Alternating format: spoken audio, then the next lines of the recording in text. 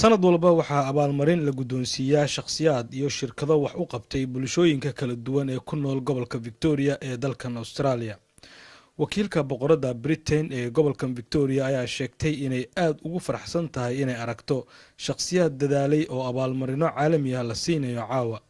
waxaa sidoo kale goobta ka hadlay madaxa maamul goboleedka gobolka Victoria isagoo sheegay in gobolkiisu uu yahay kan ay ugu badan yihiin dadka dhaqamada iyo luqadaha kala gedisan ee ku nool guud ahaan Australia. intaa kadib waxaa bilaabatay in la abaalmariyo dadkii mutaystay. waxaana abaalmarintaasi guddoonsiinaysay Helen Kabalos oo ah madaxa dadka dhaqamada kala gedisan ee Victoria u qaabilsan. Soomaalida ayaa waxa ay ka mid yihiin jaaliyadaha ku badan gobolka Victoria. sanad walbana shakhsiga dadaala ayaa la siiyaa. Farah Wasani for his 13 years of support of the Victorian, Somali and African Australian migrant community.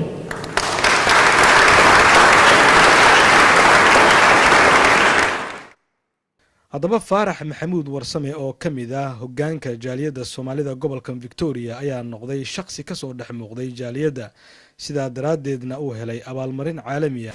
Ibrahim ma santahay marka hore ku salaamaya waxaan sidoo kale salaamaya TV Universal oo runtii maanta ka soo qayb galay munaasabadan lagu abaalmarinayay dadka wax u soo shaqeeyay jaaliyadaha ay wax qabtay.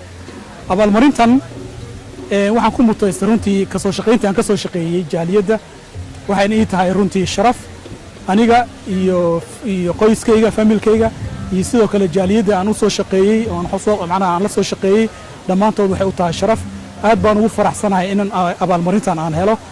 waxaan rajaynayaa mustaqbalkana in dadka igu xiga oo jaaliyadda ka soo shaqeyn doona ayaguna markooda ay halkan iyo gurigan dawladda ay imaan doonaan kana heli doonaan. ku-xigeenka taliyaha booliska gobolka Victoria ayaa aad ugu faraxsan dadaalka Soomaalida. We have great friendship here with those from all communities, the Somali community especially, and it's nights like this that we celebrate and we're so proud to be involved as one. wasiirka multiculturalka gobolka Victoria oo la hadlay Universal TV ayaa sheegay in Soomaalidu ay ka mid yihiin jaaliyadaha horumarka ku soo kordhiya gobolkan isagoo tusaale u soo qaatay Faarax oo caawa abaalmarin la siiyay.